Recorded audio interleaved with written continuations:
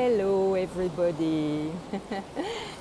Voilà, donc c'est la version française.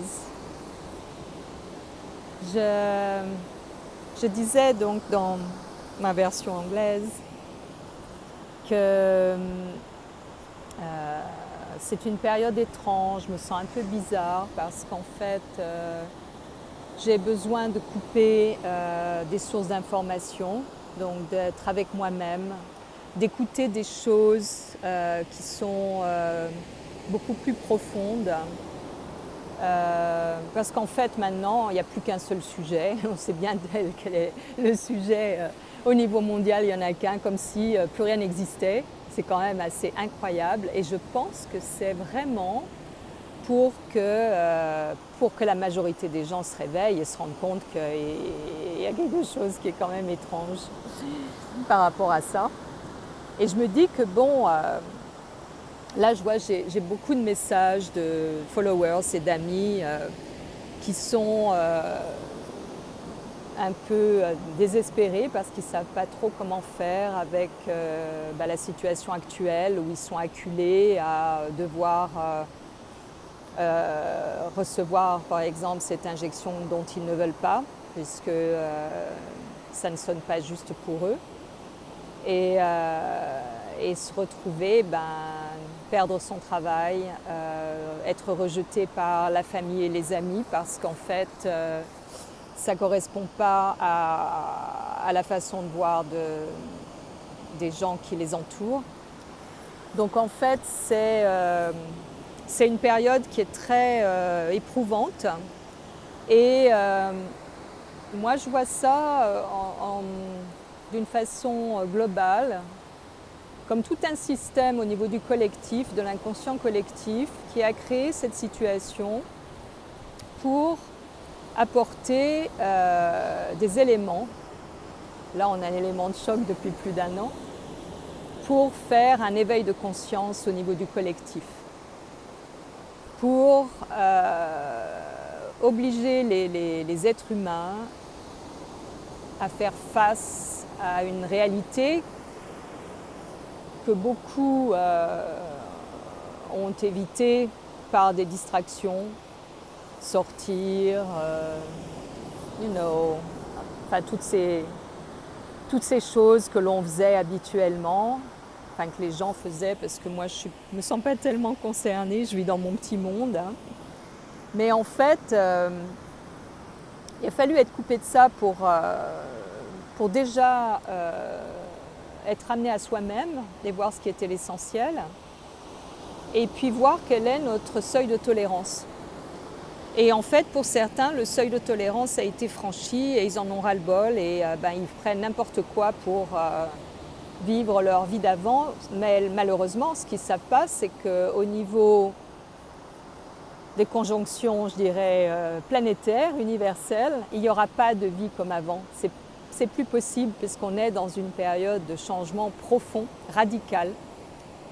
Et que justement, les forces en jeu en ce moment, parce que ça soit la droite, la gauche au niveau politique, ou que ça soit tel médecin d'un côté, tel scientifique de l'autre, tout ça c'est une chose et son opposé. C'est vraiment pour ces deux forces, des manifestations au niveau physique et au niveau humain de forces qui interagissent pour faire une élévation du niveau de conscience. Une élévation, on dit, un élévation, j'arrive même plus à parler français. Donc pour élever le niveau de conscience. Donc comme ça, les gens entendent une chose, entendent le contraire, ils sont un peu perdus, ils sont confus. Il y en a qui vont avoir l'idée de « stop, je coupe tout ça, qu'est-ce qui sonne juste pour moi? Qu'est-ce que je veux? Qu'est-ce qui est important? Qu'est-ce que ça? Oui, ça sonne juste, ça non. Qu'est-ce que je veux? Qu'est-ce qui est primordial pour moi ?» Et en fait, les aspects planétaires que l'on a maintenant, avec Mercure entre autres et Jupiter, sont des aspects qui obligent à communiquer. Jupiter, c'est le maître de l'intégrité, de la loi divine, la sagesse, la conscience. Mercure, c'est le messager, c'est la communication. Donc là, il nous est demandé de communiquer, d'exprimer ce qui est de l'ordre de notre vérité, de notre intégrité, en dépit de ce qu'il y a autour, de ce qui se passe autour. Qu'est-ce qui est important pour moi? Qu'est-ce qui est juste pour moi? Et être vraiment... Et je vous trouve que toutes les circonstances qu'il y a, toutes les situations, maintenant il y a ceci, maintenant il y a cette restriction, il y a celle-là, ça nous oblige à être de plus en plus clairs avec ce qui est juste pour nous. Et voir si ce que l'on pensait être juste pour nous, finalement, bon, c'est peut-être pas si important, ben je vais, comment on dit, je vais comply, je vais, ok, je vais aller dans le sens qu'on me demande. Ou non, je n'irai pas parce que ça n'est pas juste pour moi.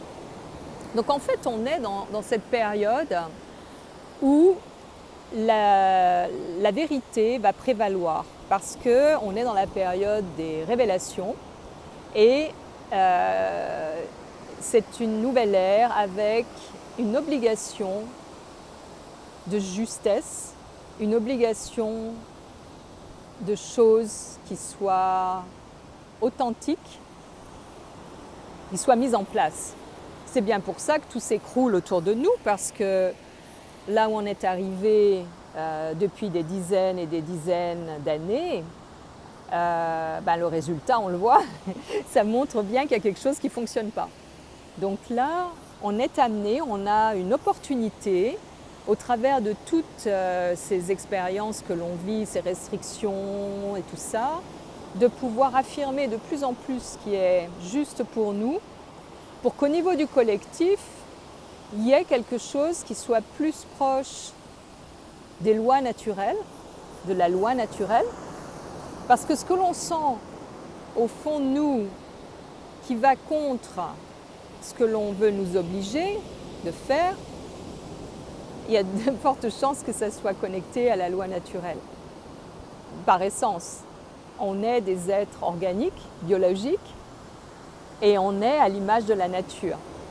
On est fait, je dirais, de sable. Hein. Ça fait partie de la silice, ça fait partie de notre composition. On est fait de minéraux, on est fait de l'eau, comme l'eau, voilà. L'air que l'on respire, tout ça, on fait partie d'une façon intrinsèque de la nature. Là où ça, je dirais, dévié, c'est qu'on est allé au nom de progrès, de mieux-être, et je ne veux pas dénier des choses qui ont fait quand même la différence. Je vais vous donner un petit exemple. Hein. Moi, j'ai connu l'époque où il n'y avait pas d'eau courante. J'avais 10 ans quand l'eau courante est arrivée à Favonne, en 65, et l'électricité pareil. Donc c'était lavé à la rivière.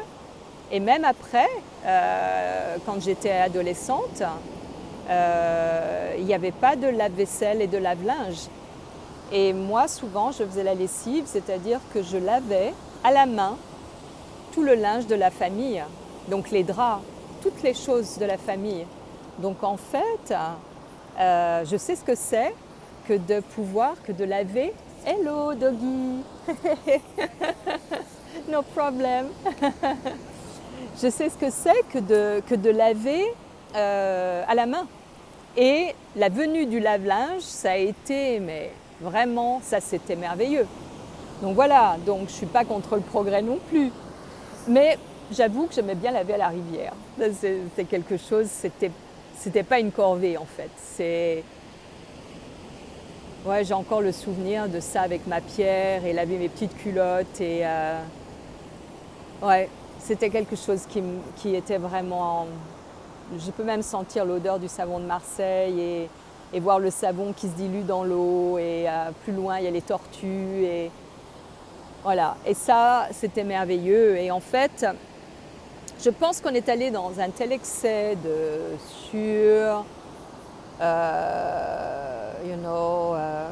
sur industrialisation, le progrès à outrance, ceci, cela, que finalement, on est devenu corrompu et on voit maintenant où on en est.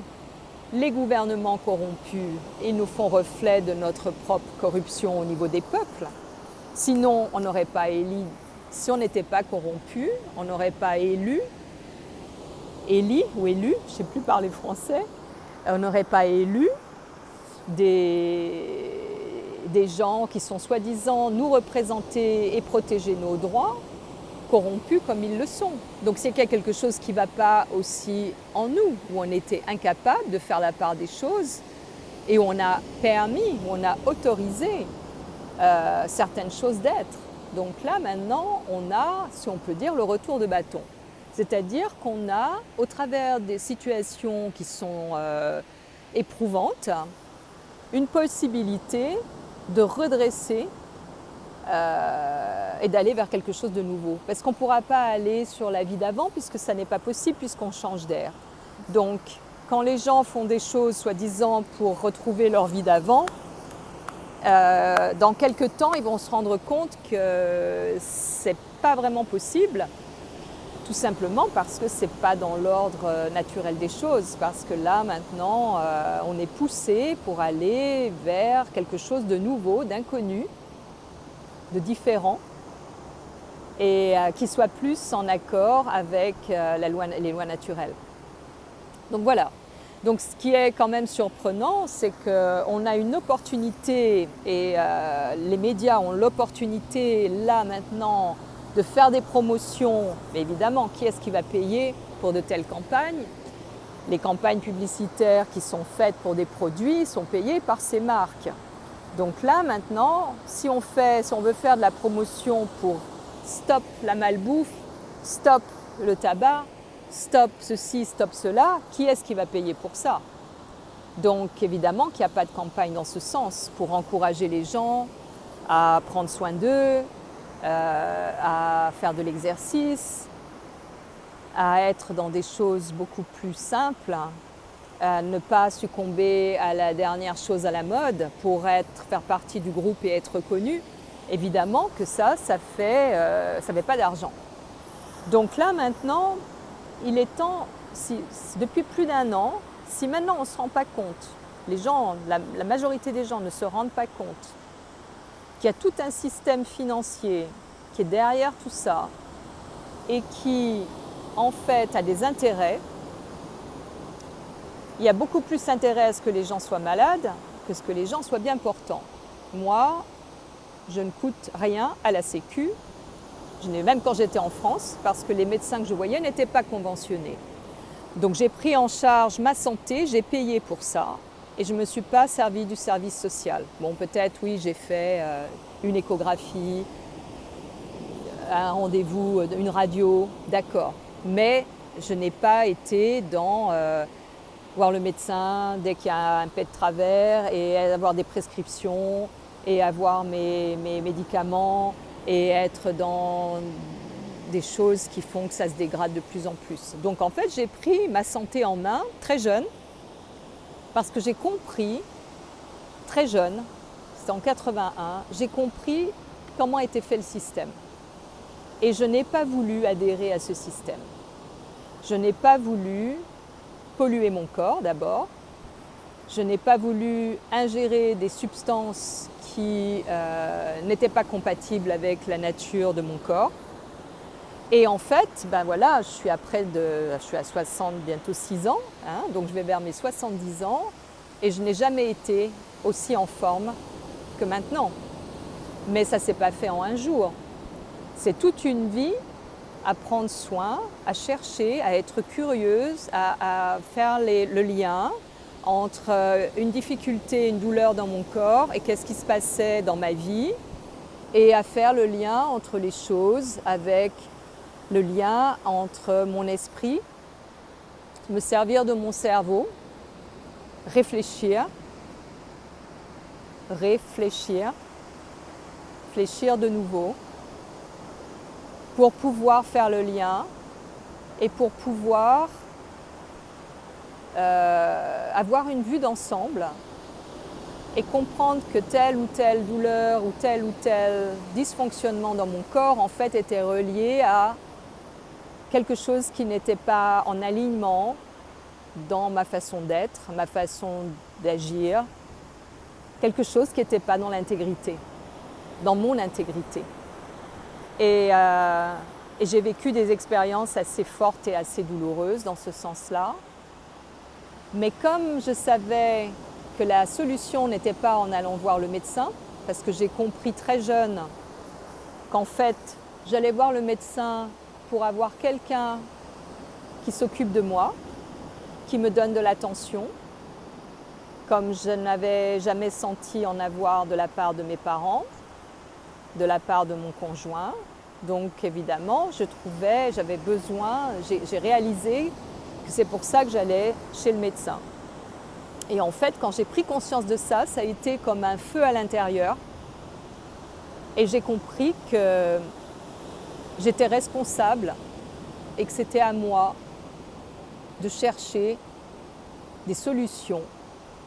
Et l'univers, comme par hasard, a mis sur mon chemin d'autres formes de thérapie. Et c'est comme ça que ça s'est petit à petit, que j'ai appris énormément sur mon corps, sur le corps humain en général, sur la relation entre l'âme, le corps et l'esprit, et comment ces trois dimensions, je parle aussi de la dimension psychologique, mais tout ça c'est lié, comment ces dimensions en fait étaient interagissantes. C'est-à-dire que si on agit sur le niveau physique, il va y avoir des répercussions à d'autres niveaux, au niveau plus subtil et vice-versa. Et en fait, c'est assez magique, quoi, parce que ça va dans les deux sens. Donc voilà, donc c'est une question de... Il n'y a plus de victimisation, c'est une question de se prendre en main et d'être jusqu'au bout dans l'intégrité de ce qui est juste pour soi. En dépit de ce que ça peut entraîner, je dirais, entre guillemets, comme sacrifice, parce qu'à un moment donné, ça n'est plus un sacrifice. C'est une évidence et une nécessité. J'ai fait un choix il y a 14 ans, j'étais à New York pendant 8 ans, j'ai super bien travaillé, je travaillais vraiment bien comme mannequin à New York et j'ai senti que je devais venir ici. Et ça semblait complètement fou parce que je savais qu'en faisant ce choix, eh bien, ma vie professionnelle n'allait plus du tout être la même. Mais je n'ai pas eu peur de perdre. Et pourtant, j'ai eu des années difficiles au début de la récession de 2007-2008, au moment où je suis arrivée ici, en fait. Mais la contrepartie, je peux dire, ce que j'avais de qualité de vie, en fait, je perdais rien. Et maintenant, 14 ans après, je rends grâce à chaque instant. Je remercie chaque instant cette partie de moi qui a fait ce choix pour l'inconnu, en acceptant de quitter une position professionnelle très confortable pour une qualité de vie. Et maintenant, ça prend tout son sens. Quand j'ai fait ce choix il y a 14 ans, en plus c'était l'ironie du sort, je suis arrivée à Malibu le 1er avril 2007. Le 1er avril, il faut quand même le faire, quoi. J'aurais pu me dire, mais c'est un poisson d'avril. Eh bien non. Donc en fait maintenant, ça prend tout son sens. Je vois que ce choix que j'ai fait il y a 14 ans, en étant dans ce qui était juste pour moi, en dépit de ce que j'aurais pu perdre, du confort, de tout ça, mais ce qui était vraiment au fond de moi, juste pour moi, eh bien maintenant, je trouve que j'ai une vie privilégiée parce que j'ai osé faire ce choix, parce que j'ai osé quitter tout ce qui était confortable et qui était, je dirais, quand même agréable aussi, hein. Mais ce qui était demandé au fond, c'était encore plus fort.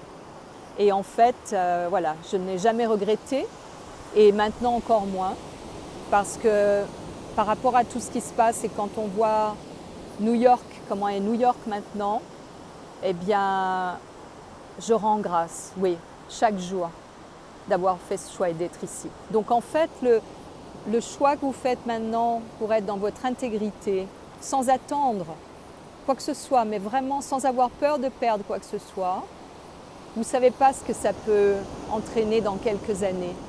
Et si vous ne le faites pas,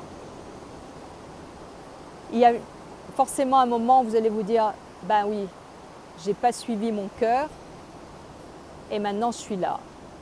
Mais c'est jamais trop tard. On peut toujours rééquilibrer, on peut toujours renverser la vapeur. Des fois, il suffit juste d'un instant, d'une prise de conscience. Et peut-être que le fait d'avoir fait l'autre choix, c'était pour pouvoir justement faire une prise de conscience encore plus profonde, encore plus grande, et là pour être vraiment inébranlable. Donc c'est tout ça qui est en jeu en ce moment. Je vous dis, j'ai des amis, hier j'ai discuté avec une amie qui est en Serbie par vidéo, ce matin avec une amie qui est dans le nord de la Californie, j'ai discuté avec une amie qui est en Australie, une autre qui est à Madagascar. Donc c'est des gens qui sont quand même un peu aux quatre coins du monde et donc j'ai des informations par des gens vrais, des gens réels, hein, pas parce que j'ai sur réseaux sociaux. Et donc j'apprends des choses à droite et à gauche. Et c'est la réalité. Mais chacun d'entre nous, nous sommes dans notre petit monde. Et en fait, le choix que l'on fait est déterminant dans l'instant, mais aussi pour toute notre vie. Donc c'est pour ça que c'est vraiment important d'être dans l'intégrité.